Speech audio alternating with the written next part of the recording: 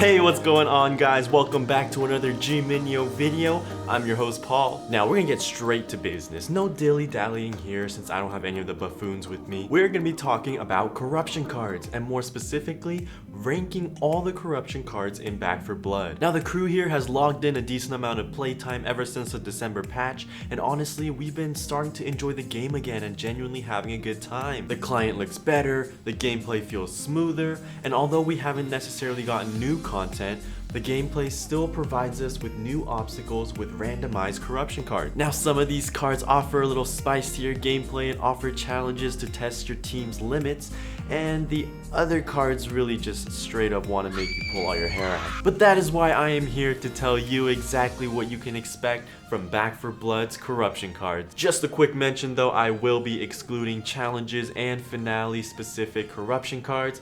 But without further ado, first off we have the enjoyable category, which is home to all the corruption cards that feel more like added bonuses to the overall game experience. These often make the game more entertaining and fun to play, and usually don't make the game too difficult even when stacked on top of each other. First card on the list here, we have the Sprinters, and this is really just your average common ridden but just much faster, so there's not much to say about this. It really doesn't make the game too much more difficult. Next we have the Jogger and Shambling Ridden Swarm, and this is one of your most basic ridden storms out there, not too difficult to handle at all even when you are alone. We also got Volatile Ridden, which makes the ridden explode on death, and this is one of my favorite cards to play with just because it makes killing ridden just so much more enjoyable. We also have Slumber Party, which pretty much makes the area you're in infested with sleepers, and sleepers, you know, annoying as they are, they're not too difficult to spot and exterminate before they get the jump on you, so this card honestly is not too bad of a card. And last but not least, we have all the weather effect cards. This includes the mist, the gloom, the dark, the birds, and all the rest. All of these cards make the game just so much more fun to play while adding another element that you have to be mindful of while clearing the level. With the exception of one of these cards, which I will talk about later, just most of these don't really require much more effort to overcome and handle as the game goes on. Next, we have the challenging category, which is home to all the corruption cards that do provide a level of difficulty to your gameplay. These cards will mostly have you and your team sitting up and sweating a little bit, making sure everyone clears the level safely. First on the list, we have all armored common ridden cards.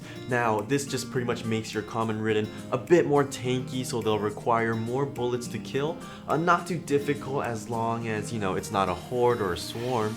And with that, we also have all ferocious common ridden cards. Ferocious ridden just pretty much have 25% increased health and do an additional 2 damage per hit. Most common ridden die fairly quickly regardless of the buff, but likewise this can make a horde fairly difficult to deal with. And as a step up to that, we have the monstrous Shambling Ridden, which pretty much gives the ridden 50% increased health and 4 additional damage per hit. Like I said, this is an even more buffed up ridden, and these can be challenging to handle, especially in high pressure situations. Now we're getting to the fun cards, and we have the Blighted Ridden. On death, Blighted Riddens will leave behind a pool of acid. This card is one of the most annoying cards to deal with, as the pools of acids themselves aren't really difficult to avoid, but they take forever to go away. So sometimes you're just sitting there with your team just waiting for all of that pools of acid to clear up before you can move on with the rest of your game. Next we have the Blighted Ridden's older brother, the Charred Ridden. Now, Charred Riddens ignore flames completely, as well as set you on fire when coming in contact with you. Although this card might seem like a mainly aesthetic addition to the normal Ridden, the continual added fire damage does really add up as the game progresses. We have the Ogre in the house, the Ogre / boss mutation corruption card, and you might be asking, why is the big boss only in the challenging category? Why is it only in tier 2?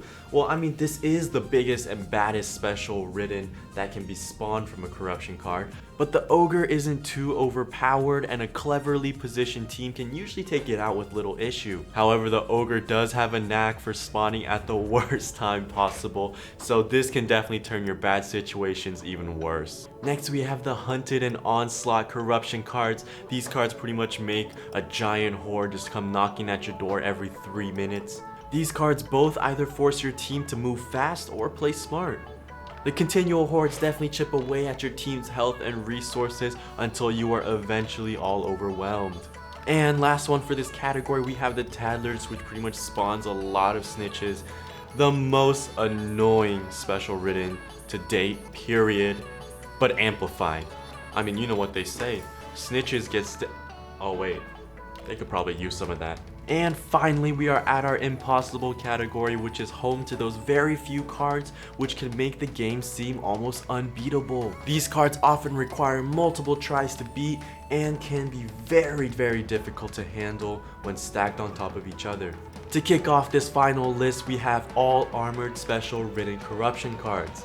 Now, special ridden are what adds the difficulty factor to the game, and so to just make these guys even more unkillable really is going to cost your team a life or two. We also have all ferocious special ridden corruption cards. Same thing as the armored special ridden, these bad boys can take and dish out more damage, making them almost impossible to deal with in hordes.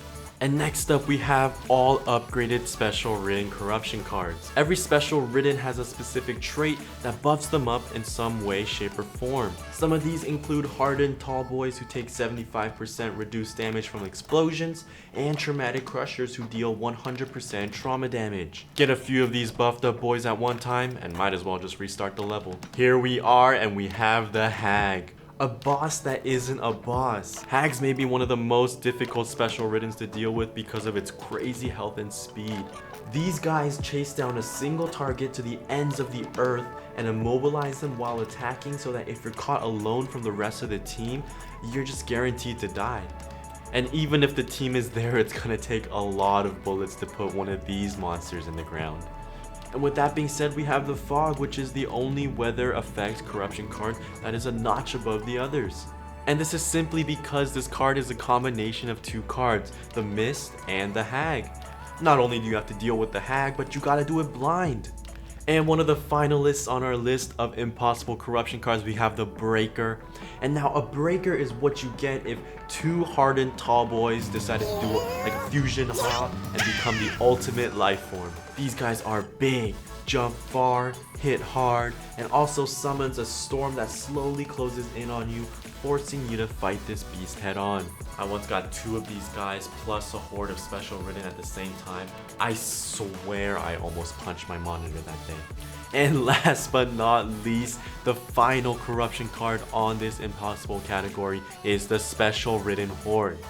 Now, if you think all of the special ridden and their buffed up alter egos sounds bad enough, imagine having all of them running at you at the same time. Special ridden hordes are a sure way to guarantee that you'll be facing a handful of these monsters at once, and only the most skillful will come out of that fiasco alive.